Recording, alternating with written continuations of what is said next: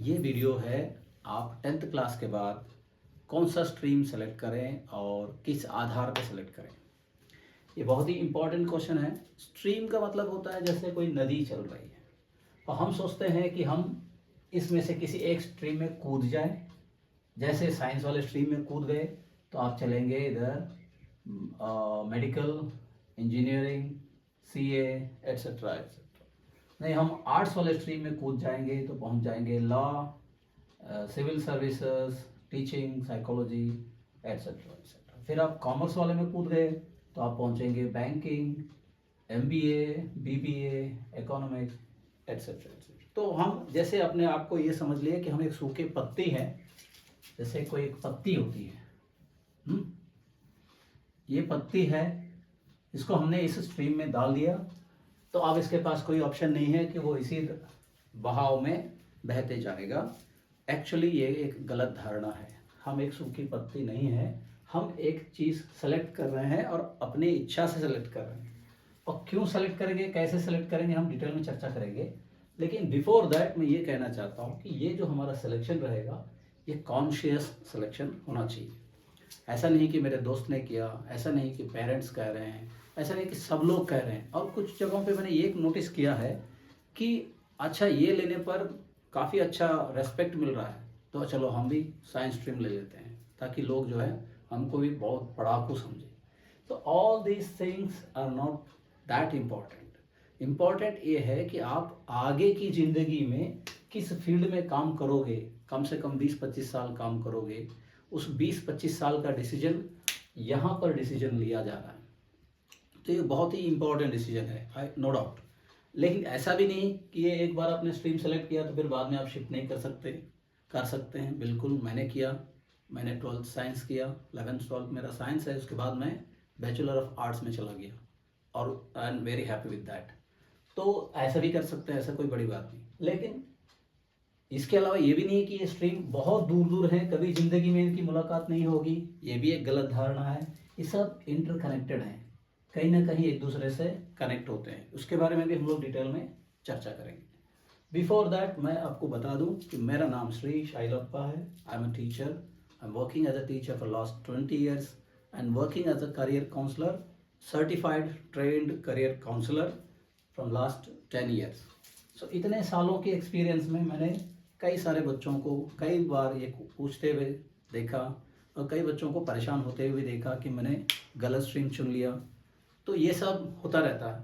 तो इसी के लिए मैंने सोचा कि आपके लिए एक वीडियो बना दें और आपको इसमें मदद करने की कोशिश किया जाए।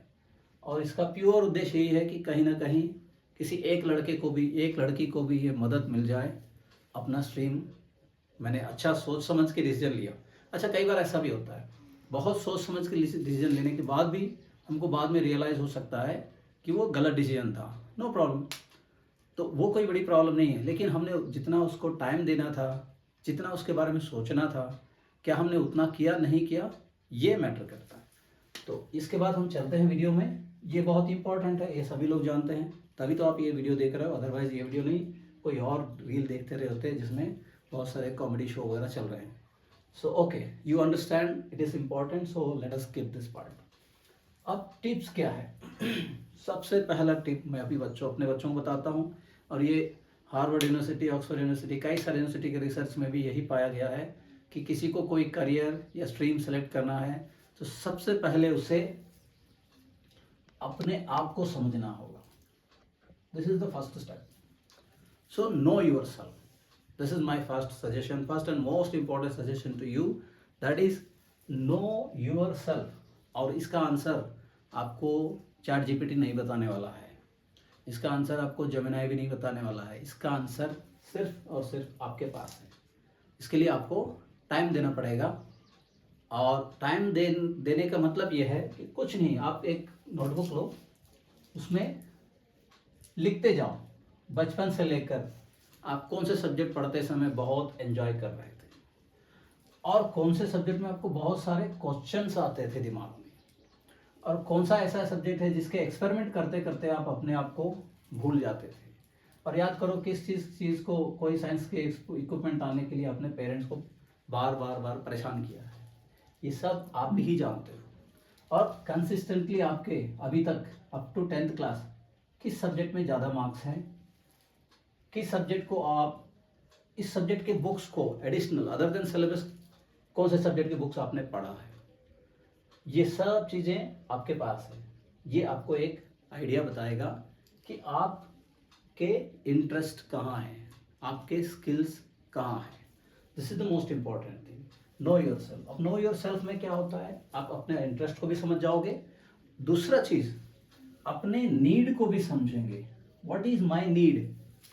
अगर इसके बाद कोई बहुत इंपॉर्टेंट क्वेश्चन है दुनिया में हु एम आई के बाद, तो वो है व्हाट आई नीड, मेरी नीड क्या है।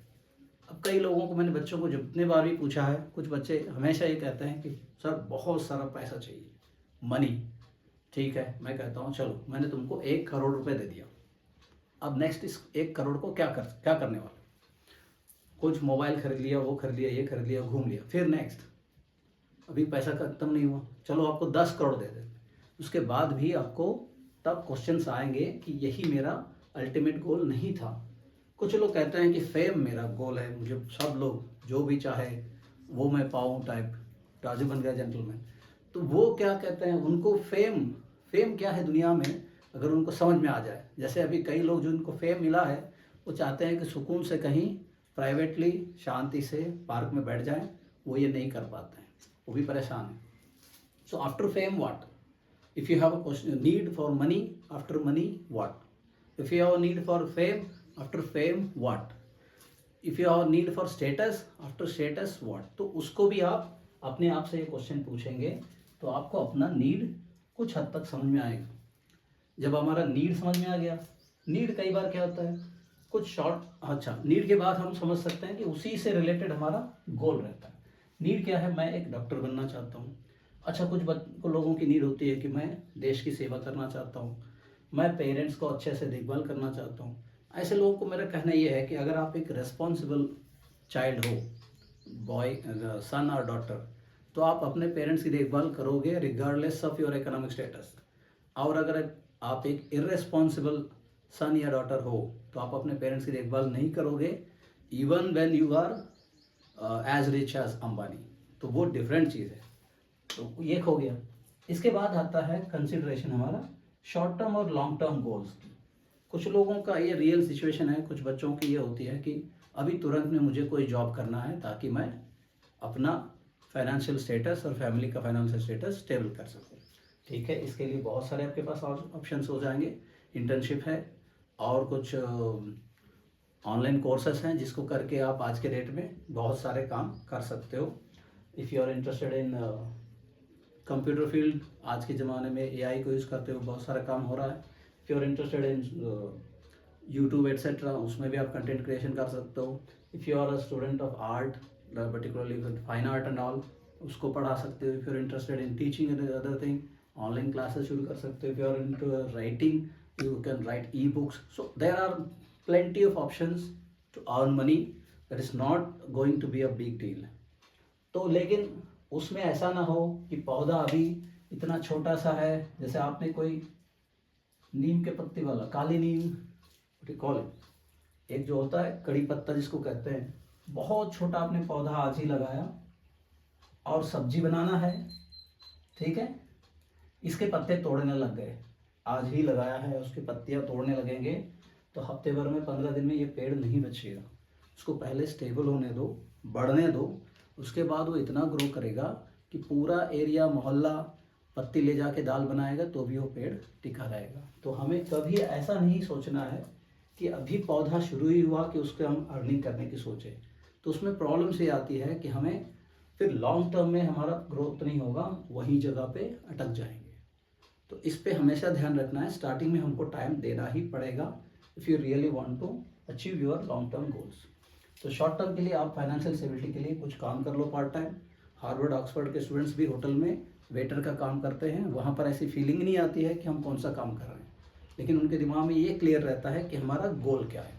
तो आपके अगर गोल क्लियर है तो दुनिया क्या कहती है उससे कोई मतलब नहीं, आप अपना काम करते रहें और उसके बाद अपना पढ़ाई जारी रखें। मेरे कई स्टूडेंट्स हैं जो एट प्रेजेंट होटल में वेटर का काम कर रहे हैं और वो पढ़ाई कर रहे हैं और मेरे कांटेक्ट में हैं। ये I am very proud of दो स्टूडेंट्स।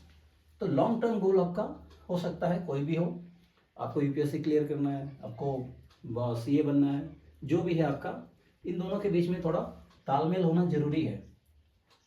जैसे फॉर एग्जांपल आपका लॉन्ग टर्म गोल समझ लो सीए है या बैंक मैनेजर है, तो एटलीस्ट आप फाइनेंस फील्ड में काम करोगे, एटलीस्ट आप उससे रिलेटेड कोई जॉब करते रहोगे, तो फिर उसके बीच में एक तालमेल बना रहता है, उस फील्ड को आप अच्छे से समझ सकते हो। ओके, तो ये हो गया आपका लॉन्ग टर्म और शॉर्ट टर्म गोल। अब कई लोग कहते हैं कि इतना स्टोरी हमको सब लोगों ने बताया, तुरंत मुझे कोई ऐसा रास्ता बताओ जिससे कि मैं अपना स्ट्रीम सेलेक्ट कर सकूँ। मैं अभी तो फिलहाल इसको मैं नाम दे रहा हूँ quick fix. Actually quick fix होते नहीं हैं, लेकिन हम ट्राई करेंगे। ये एक तरीका, जो कई सारे तरीके मैंने ऐसे ढूंढते रहा तो फिर मुझे ये एक अच्छा लगा, इसको मैं आपके साथ शेयर करूँ। एक है, पहले आप लिस्ट बनाइए आपके टॉप फेवरेट या फिर ड्रीम करियर कौन से हैं।